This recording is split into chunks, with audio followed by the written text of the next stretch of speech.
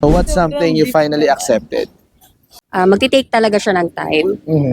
Ang maigi lang siguro sa ngayon, intindihin natin kung ano yung nangyayari.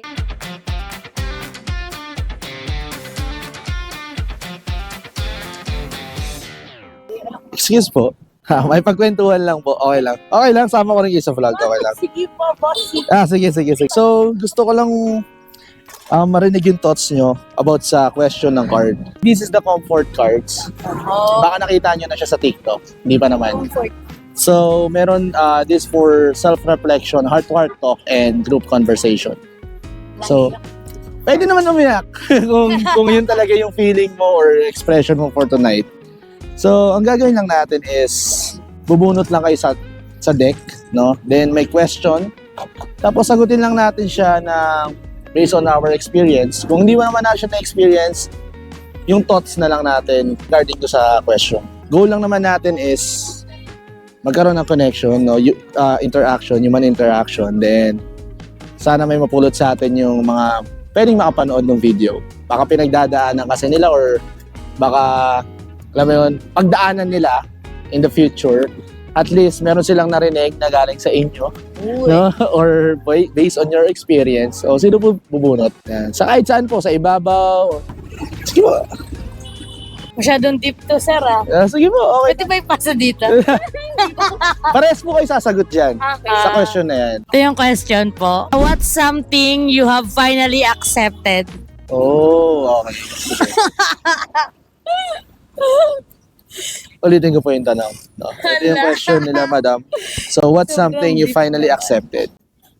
Ano yung bagay na finally in-accept nyo na? Yung parang dati hirap na hirap kayo i-accept or alam nyo yung parang hindi ito yung nangyari or what? Walang acceptance na nangyayari sa isang bagay na yun. Ano yung pumapasok sa isip nyo na yun? Kung ano yung bagay na yun?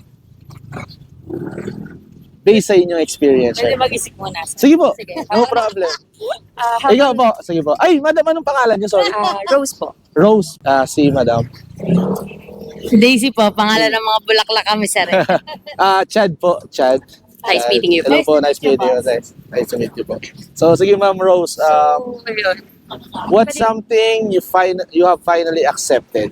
Alright. Bali yung first thing na naisip or pumasok sa akin kasi about my family or about my parents po. Medyo bata-bata pa po kasi ako nung hindi sila naging okay. And then, syempre po, since bata pa po, ang hirap po sa akin tanggapin. Like, dumadating po or lumilipas po yung ilang taon na sobra akong nahihirapan na tanggapin siya. Na gusto ko, hindi pwede, ayoko maghiwalay kayo. Ayokong magkaroon ng broken fam, ganto ganyan. Parang, syempre bilang anak, ginagawa ko yung effort ko na maging okay sila, ganto ganyan. Pero ngayon, syempre, tumatanda na tayo, nagkakaroon na rin naman tayo ng isip, lumalawak naman na po siya. Since, syempre, nakikita naman po natin sa iba or nafe-feel naman po natin na kahit papano, andun pa rin yung love, kahit na ganon, hindi buo. Since broken nga po. Pero andun pa rin naman po sila para sa amin. And then, yun nga po, based din or since nararanasan ko na rin naman po yung love, andun naman. Kumbaga, yun lang sa akin na nung una talaga sobrang hirap akong i-accept siya. Bilang bunso, bilang anak. Ayun, yun lang naman. Bunso ka madam. Kaya Yes. parang talagang parang iniisip mo, pwede kang maging yung way para magbalik. Yes. So, win-work Win-work mo out, pa yes. yun dati. Kung pwede na nga, mga ilang taon na po kayo ngayon? 24 na po ako ngayon. 24. Then, mga kailan mo lang siya na finally Parang mga elementary or early high school po. Siya nangyari. So, So, merong na rin, may isip na rin na. Opo, medyo napapaisip. Okay. So, sige po. Ang ganda ng question. Ang ganda ng sagot ni madam. No? Kasi, yun ang hirap naman talaga kasi i-accept nun, no? Talagang parang binuo nyo nga kami, tapos parang bigla kayo pero naman talagang nangyayari na finally ma-accept din natin yung mga bagay na bakit siya talaga nangyayari. Ikaw, madam. Pwede umiyak. Additional na lang siguro dun sa sinabi ng friend ko.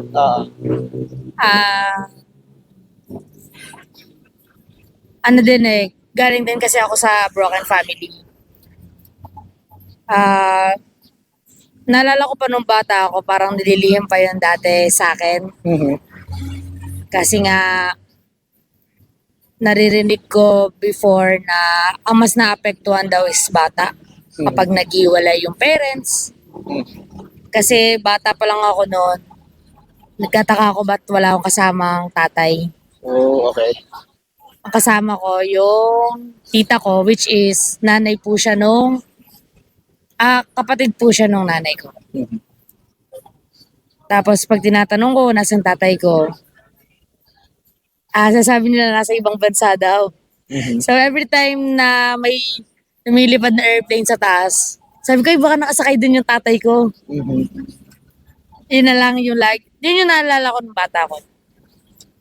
Tapos, nalaman ko na broken family kami. Elementary ako. Elementary na ako noon. Then, na late ko na din siya natanggap. May high school na ako noon. Mhm. Na siguro natanggap ko siya kasi pala siya ganoon kabilis na di ko siya ganoon kabilis na natanggap agad. Kasi naguguluhan pa po ako noon bata pa ako noon. Pero yung nagpalaki po kasi sa akin, pinaliwanag niya din sa akin kung bakit nagkaganon. Mhm. Hindi naman siya nagkulang binusog niya kami sa pagmamahal. So, kaya walang nangyari na nagrebelde, ganito, naglumayo yung loob. Wala pong gano'n nangyari kasi po, inalagaan po kami ng tama, naibigay po lahat ng pangangailangan namin.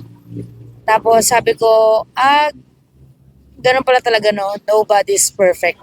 Mhm. Kahit sa family. Walang perfectong pamilya. Tapos, tapos nung nag-high school na, doon ko na din siya natanggap na, okay, ganun pala talaga siguro yung kapalaran namin. Acceptance lang din. Kasi at the end of the day naman, we're family din. We're family pa din. And na-separate way na nga lang po. Pero nakakausap ko naman po both yung parents ko. Tapos pati kapatid ko. All goods na po doon. Siguro hihingan ko lang kayo ng message para, kasi medyo sobrang deep nga nung sagot niyo. No? Siguro message na lang din doon sa mga tao na experience nito or baka meron pa taong hindi pa nakakapag-accept. No? Ano pwede nilang gawin? Ano ba yan? Time will tell na lang talaga na ma-accept nila or ano ba? Bali sa pag-accept naman, yun nga, sinasabi nila, magti-take talaga siya ng time. Mhm.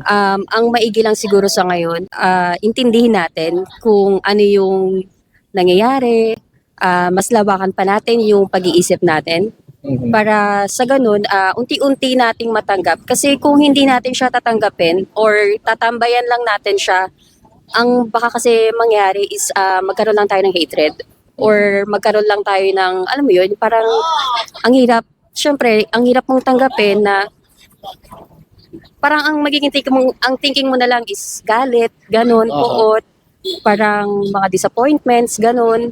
Wag mong iisipin ng iba na, ayan, si ganito, ganyan, di naman kompleto, family niyan, di naman sila okay, ganito, ganyan, kaya siya nagkakaganyan.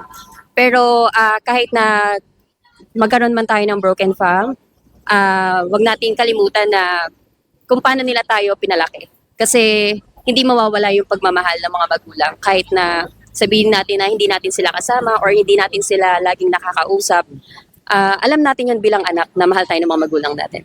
Time will come, ma-accept din natin. Nice. Thank you. Pero madam, meron kasing message yung card from sa likod. Ito. Pabasa na lang, Ma'am Rosie. Nakaka-proud ka kasi accepting means you're finding peace in things you can change and having the courage to move forward. So, thank you. Ayun yung message ng card for you guys. Kasi sobrang hirap naman talaga i-accept ng mga bagay na gano'n. No? Lalo na makarelasan sa mga nangyayaring ganyan, bullying talaga eh. Kasi hindi naman natin ma-explain din sa ibang tao kung bakit ganito nangyari. And wala naman tayong dapat talaga explain sa kanila. At young age, hindi siya ganun kadali. No? Bakit mo, minsan siguro napapatanong din kayo bakit kailangan ganito, di ba? Bakit kailangan nandun siya, bakit kailangan nandito, bakit may times na nandito ako, bakit may times na nandun ako, bakit hindi pwedeng magkasama, like yung ginagawa mga madam na parang pino-workout nyo, di ba, na parang kailangan buo, di ba? Ayun lang, para kaya medyo na kanina, nakikinig na ako. Ang hirap nga nun, talagang parang nilalagay ko yung sarili ko sa sapatos nyo. Ang hirap nun, siguro hindi ko rin masabi kung okay na ang situation na yun, pero sobrang, yun nga, sabi rin ng card, nakaka-proud yung pinagdaanan nyo. And finally, nung time na na-accept nyo siya, sobrang thank you po Maraming salamat. Sana maganda yung message ng card and sana you feel good na merong nagtanong sa inyo ng ganito and express nyo yung gusto nyo i-express. And maraming salamat sa pag-share nyo. And sa mga makapanood nito, yun nga, kung may mapupulot kayo, kunin nyo kung applicable sa inyo. And kung hindi naman applicable, iwan nyo lang. No, hindi naman to sa pilitan. We just want to share din yung thoughts ng ibang tao regarding kung ano yung mga tanong ng cards na to. And sana mapanood nyo siya. Ito po yung socials ko. One Vibes, Facebook, YouTube, TikTok. Follow na lang din po and subscribe para makita ko kayo sa comment section. Okay lang naman i-upload. So, okay lang. Wala namang